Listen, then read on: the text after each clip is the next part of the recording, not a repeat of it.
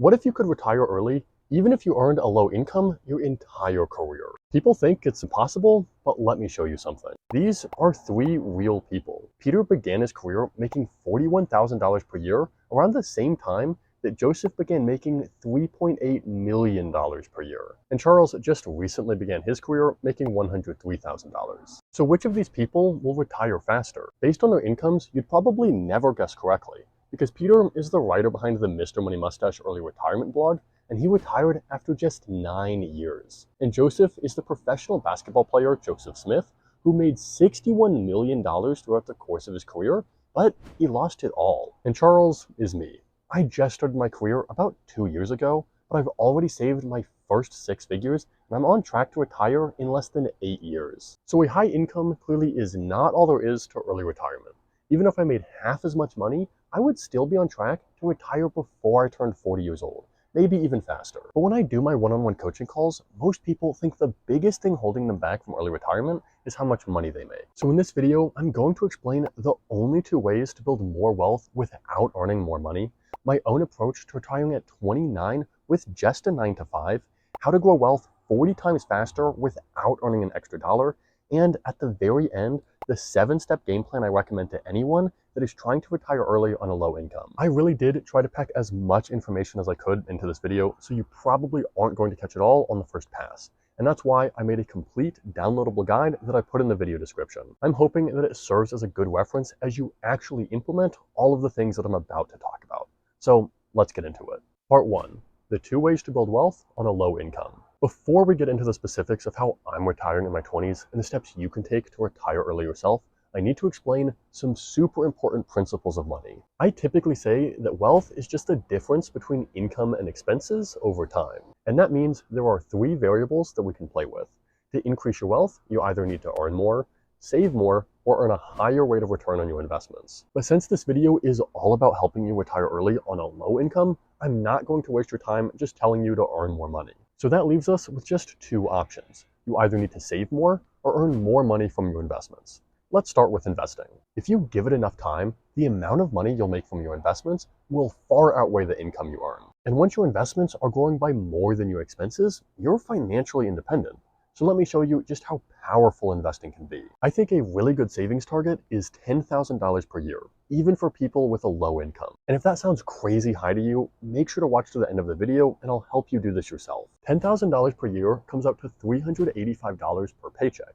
And if you do this in a tax-advantaged account like a 401k, you won't even pay taxes on those savings. And if you kept saving $385 per paycheck for 25 years and put that money in the stock market earning a 7% return on your investment, then at the end of it, you would have $632,237.38. In the last year of that time period, your investments would have increased by over $40,000, which is already a substantial income. And if you continue to invest for another 15 years, then you'd be just shy of $2 million.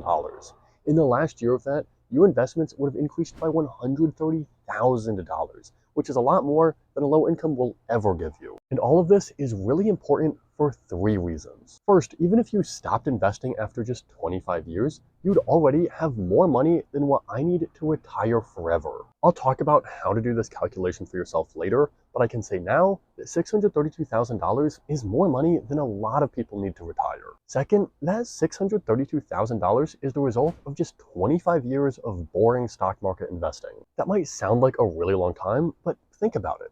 If somebody started at 18 years old, that means they'd have $632,000 at just 43. Considering 99% of Americans are still working past age 50, that's pretty good. 25 years is a much shorter career than most people have. And third, that's just a result of consistently saving $10,000 per year and earning a 7% return on your investment. I don't know about you, but I plan to significantly increase my earnings before the day I actually retire. And that means I'll be able to save more as I get older. And while I believe that the stock market is a great option for a lot of people, there are ways to earn even more money on your investment returns by doing other things. So in other words, it's possible to have a lot more money than that. So I'm hoping you're now convinced of how important investing is. Investing can enable early retirement even without a huge initial investment. But there's another way to increase your wealth which is even more powerful. So let's talk about how to build wealth by saving more. People think that a low income makes it impossible to save, but that's not true at all. Even people with a low income often have a number of ways that they could save even more money. And really, there are two ways that you can save more, and I use both of these strategies to keep my expenses as low as possible. The first is just to make sure that you aren't paying more than you need to. Let me give you a few examples. I don't really need a high-rise 2-bedroom apartment that in my area would go for $4,000 per month. So instead, I cut costs and live with roommates. And this same logic applies to almost everything. Instead of eating out, I buy my groceries in bulk. Instead of paying $100 a month for a phone plan, you can get the same coverage for way less than that from a cheaper provider. These cheaper alternatives are great for your budget. In my one-on-one coaching calls, I often realize that people are just way overpaying for things without even realizing it. They can easily save extra hundreds, maybe even thousands of dollars and still get the same product or service for less money. But an even better way to save is just to not buy things at all. Some of my biggest savings came when I realized that I don't even need a car, and I can just get by with a bike and public transport. And I just watch YouTube instead of paying for expensive streaming services. When you find ways to live without things, you get to save all of that money and put it towards early retirement. So now that you know the two ways to increase your wealth without earning a high income and how to put these strategies into practice, you're ready to see how I'm retiring early on just one source of income. And after that, I'll explain why increasing your income really doesn't matter that much and the step-by-step plan I recommend to anyone that wants to retire early with a low income themselves. Part 2. How I'm retiring early with just one source of income. I don't earn a low income, but I am planning to retire in my 20s even if nobody ever subscribes to my YouTube channel. In fact, I'm not even planning on any increases in my income, even though that will almost certainly happen throughout my career. But I'm not counting on any of that.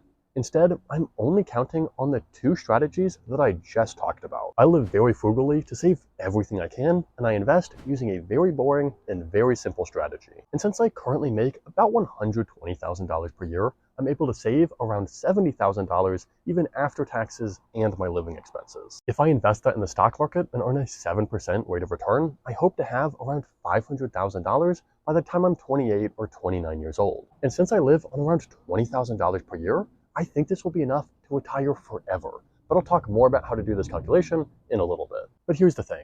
This video is about retiring early on a low income, and I cannot claim to have a low income myself. But what I realized is that even if I made less than half as much money as I do now, I would still probably be able to retire before I turned 40 years old. I work in McLean, Virginia, right outside of Washington, D.C., and the average income for this area is $94,000. So what if I made just half of that, or $47,000? That might still sound high to some, but remember, this is an extremely expensive area. In fact, $47,000 is less than the cost of living here. But luckily, it turns out you can live on way less than the cost of living. And last year, I only spent around $20,000. Based on my estimates, I would still probably be able to retire before I turned 40 years old. That would still be around 30 years faster than the standard retirement age, even though I would have earned just half as much money as the average for the area. Those extra years of work would allow my investments to grow, which certainly plays a big role. But the real reason that I'd still be able to retire so early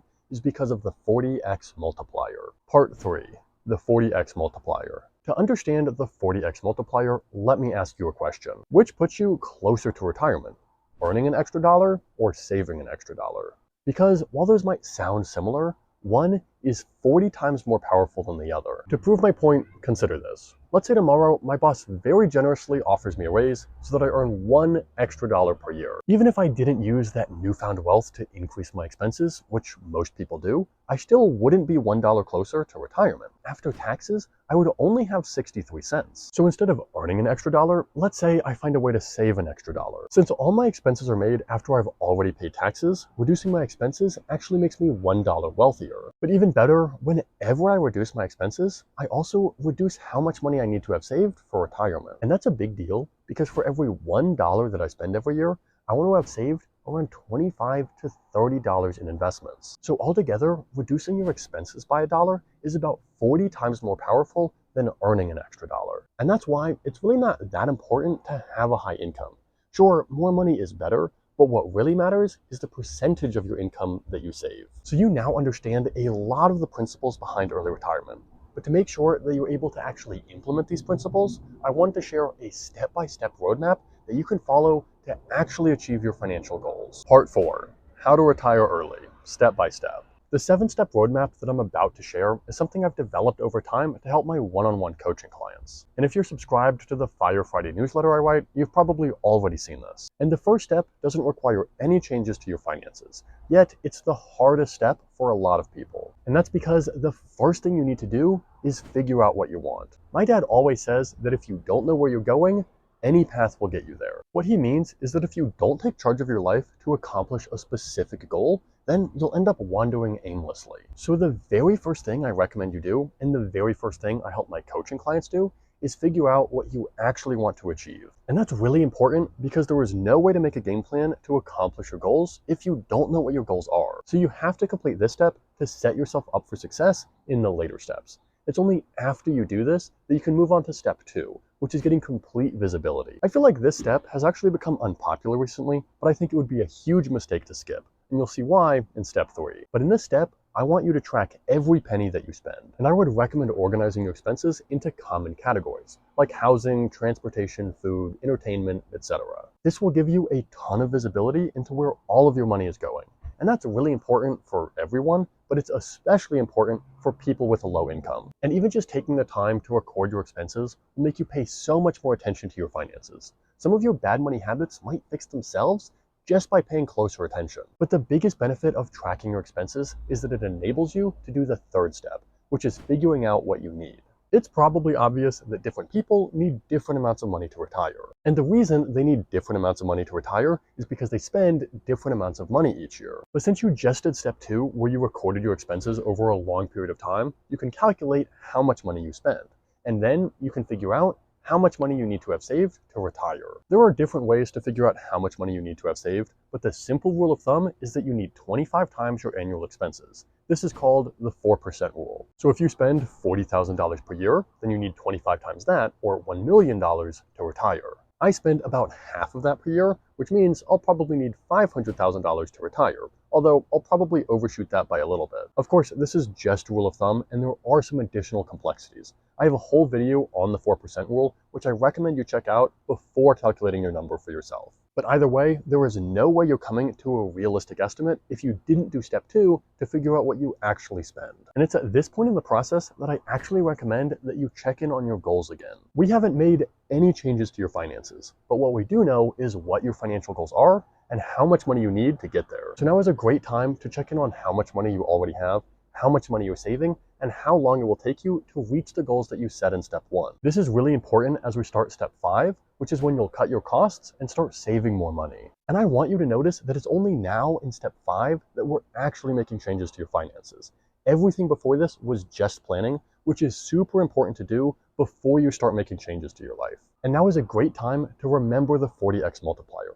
Every dollar that you save is an extra dollar in your bank account, and it's less dollars that you need to have saved for retirement. And using the 4% rule that I talked about in step 3, every $1,000 that you save means you need $25,000 less dollars to retire. So just cutting costs from $40,000 per year to $35,000 per year reduces how much you need to have saved for retirement from $1 million to $875,000. That's why it's so important to take a look at the expenses that you've tracked and see what you could change to make a big impact on your savings. Ideally, you want to find things that will have a big impact on your finances, but a very little impact on your life. But there's always a balance. I could make a whole video on this topic, and later I'll give you some ideas for how you could save thousands of dollars per year. So at the end of this step, your finances should be pretty close to optimized. So now it's time to make sure that you're using your money correctly. I'm all about building the systems and processes that will help you manage your money without you always having to think about it. And something I came up with was the TIRI system, which is the order in which I use my money. TIRI stands for taxes, expenses, emergency, retirement, investing. Taxes are first because I need to pay taxes to stay out of jail. And I also need to set aside money for rent and food and other things. Those are just non-negotiables. And since I only buy things that I need, I'm not wasting any money here. I'm only buying things that are absolutely worth it. After that, I want to make sure that I have at least a few $1,000s in my emergency reserve so I can sleep easy at night. I rarely have to touch this and I just keep it filled up. From there, I prioritize my retirement accounts. I want to have as much tax advantaged money as possible, so I try to fill these up first. And then with all of the money I have left over at this point, I invest in a personal investment account to make sure that all of my money is helping me retire faster. This could also be a whole video, so just let me know in the comments if you'd be interested. So now we get to the last step, because if you've done everything I've talked about so far, you've done just about everything you can with a low income. So it's only now that I recommend you look for ways to earn more money. This is an optional step. And again, I don't want to waste your time telling you that a higher income will help build your wealth faster. This is the last step for a reason. If you've done all of the other steps I've talked about, it's very possible you'll already be on track to reach your financial goals even without earning any more money. Saving as much as you can and investing wisely is all that most people need to do. But if you still aren't on track to reach your financial goals as fast as you'd like to, then it might be smart to try to earn more money. And I will sneak in an extra bonus step. Now is a great time to check in on your goals again. By now, you've made a ton of changes to your finances, and hopefully you're on track to retire early. You'll probably want to iterate on this process multiple times. At the very least, set up regular check-ins just to make sure that your goals still make sense and that you're on track to reach them. And I'm really hoping that you're convinced that the most powerful way to build your wealth is just by living frugally. This will help you retire early even if you earn a low income. And ignoring the importance of frugality is why so many people earn great incomes, but they still aren't on track to retire. So to help you save more money, I made an entire video about 10 different ways that you could save an extra $1,000 per year. So make sure to check out that video next because it could completely change your life.